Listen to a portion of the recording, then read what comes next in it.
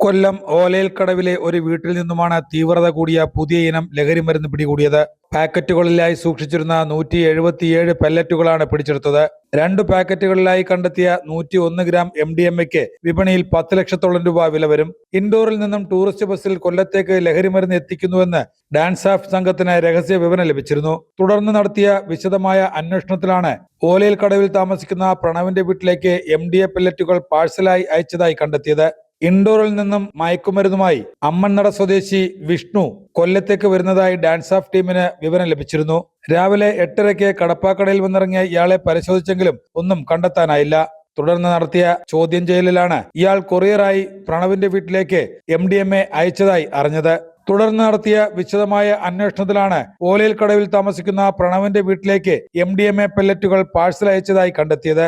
ഒറ്റനോട്ടത്തിൽ കണ്ടെത്താൻ കഴിയാത്ത തരത്തിൽ കുട്ടികൾക്കുള്ള കളിപ്പാട്ടങ്ങളടങ്ങിയ പാക്കറ്റുകളിൽ ഒളിപ്പിച്ച നിലയിലാണ് MDMA കണ്ടെടുത്തത്.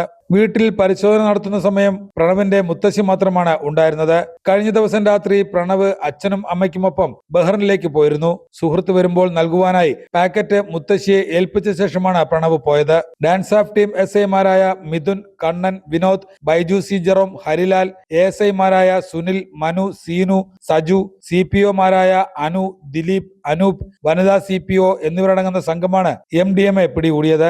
MDMA-യുടെ ഉപയോഗം വ്യാപകമായതോടെ കൊറിയർ വഴിയുള്ള ലഹരിമരുന്ന് കടത്ത് ശൃംഖലയെക്കുറിച്ചും അന്വേഷണം ശക്തമാക്കിയിട്ടുണ്ട്.